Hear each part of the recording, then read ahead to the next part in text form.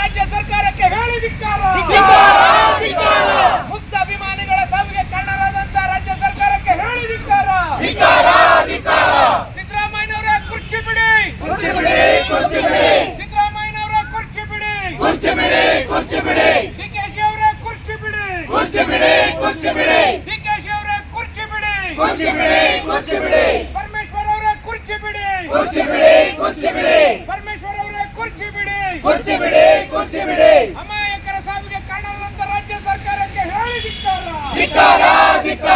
ಅಮಾಯಕರ ಸಾವಿಗೆ ಕಾರಣದಂತ ರಾಜ್ಯ ಸರ್ಕಾರಕ್ಕೆ ಹೇಳಿ ಧಿಕ್ಕಾರ.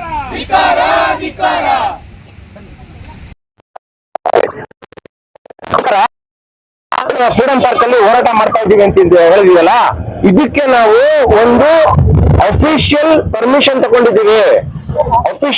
ಇವತ್ತು ಹೈಕೋರ್ಟ್ ಏನ್ ಹೇಳಿದೆ ಅಂತಂದ್ರೆ, ನೀವು ಇಡೀ ಬೆಂಗಳೂರಲ್ಲಿ ಫ್ರೀಡಂ ಪಾರ್ಕ್ ಬಿಟ್ಟು ಬೇರೆ ಎಲ್ಲೂ ಹೋರಾಟ ಮಾಡಬಾರ್ದು ಅಂತ ಇದ್ರೂ ಸಹ ನಾವು ಡಿಸಿಪಿ ಆಫೀಸ್ಗೆ ಮತ್ತೆ ಉಪ್ಪಾರಪೇಟೆ ಪೊಲೀಸ್ ಸ್ಟೇಷನ್ಗೆ ನಾವು ರೈಟಿಂಗ್ ಕೊಟ್ಟು ಅವ್ರ ಕಡೆಯಿಂದ ನಾವು ಇದಕ್ಕೆ ಅನುಮತಿ ಪಡೆದಿದ್ದೀವಿ.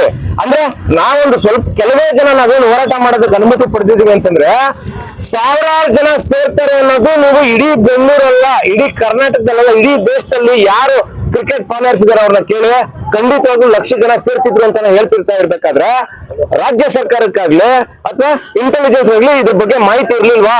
ಖಂಡಿತವಾಗ್ಲೂ ಇತ್ತು.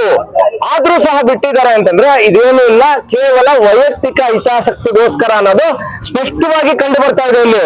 ಈ ಹಿನ್ನೆಲೆಯಲ್ಲಿ ಕಮಿಷನರ್ನಾಗ್ಲಿ ಅಥವಾ ಎಡಿಜಿಪಿನಾಗ್ಲಿ ಅಥವಾ ಡಿಜಿಪಿನಲ್ಲಿ 5 ಜನ ಏನ್ ಪೊಲೀಸ್ ಅಫಿಷಿಯಲ್ಸ್ ನ ಸಸ್ಪೆಂಡ್ ಮಾಡಿದ್ರಲ್ಲ, ಇದಕ್ಕೆ ಯಾವುದೇ ರೀತಿ ಅರ್ಥನೂ ಇಲ್ಲ, ಇದು ಯಾವುದೇ ರೀತಿ ಸಮಂಜಸನೂ ಅಲ್ಲ ಅಂತ ನಾನು ಹೇಳ್ತೀನಿ.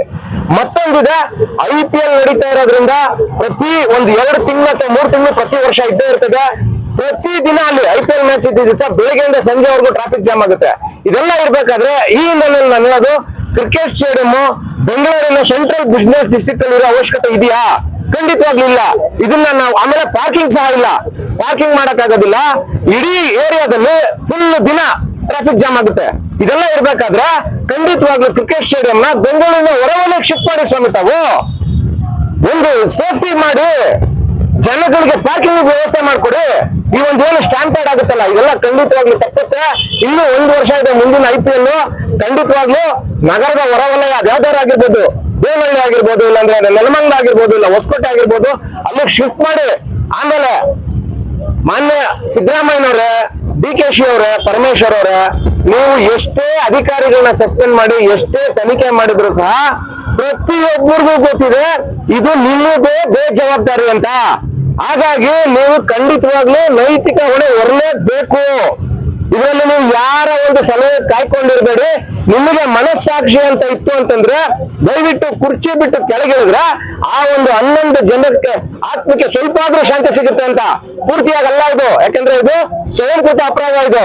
ಆಮೇಲೆ ಆ DNA ಅವ್ರು ಇರ್ಬೋದು, IPL ಸಂಘಟಕರು ಇರ್ಬೋದು, ಪ್ರತಿಯೊಬ್ಬ ಪ್ಲೇಯರ್ಗೆ 20 ಕೋಟಿ 25 ಕೋಟಿ ಖರ್ಚು ಮಾಡಿ ಪ್ರತಿಯೊಂದು ಫ್ರಾಂಚೈಸಿ 700 ಇಂದ 800 ಕೋಟಿ ಖರ್ಚು ಮಾಡ್ತಿರೋದು.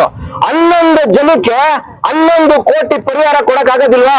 ಮಾಧ್ಯಮ ಮಿತ್ರರೇ, ನಾನು ನಿಮ್ಮಲ್ಲಿ ಕೈ ಮುಗಿದು ಕೇಳ್ಕೊಂತ ಇರೋದು, ಇದನ್ನ ನೀವು ಹೆಚ್ಚಿನ ರೀತಿಯಲ್ಲಿ ಪ್ರಚಾರ ಮಾಡಿ. ಕನಿಷ್ಠ 11 ಕೋಟಿ ಕೊಡ್ಬೇಕು. 10 ಕೋಟಿ ಯಾವ ಲೆಕ್ಕಕ್ರಿ ಇದು? ಅವ್ರಿಗೆ 10 ರೂಪಾಯಿ ಲೆಕ್ಕನೂ ಅಲ್ಲ ಇದು. ಹಾಗಾಗಿ ನಿಮ್ಮಲ್ಲಿ ನಾನು ಕೇಳ್ಕೊಂತಿರೋದು, 1 ಕೋಟಿ ಕೊಡ್ಸೋವರೆಗೂ ನೀವಾಗ್ಲಿ ನಾವಾಗ್ಲಿ ಸುಮ್ಮನಿರೋದು ಬೇಡ ಅಂತ.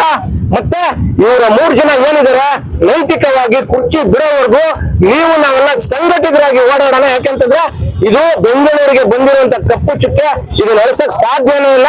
ಇತಿಹಾಸ ಇದನ್ನ ಮರೆಯೋದಿಲ್ಲ, ಕ್ಷಮಿಸೋದಿಲ್ಲ ಅಂತ ಹೇಳಿ ಮಾತು ಮುಗಿಸ್ತಾ ಇದೀವಿ. ನಮಸ್ಕಾರ.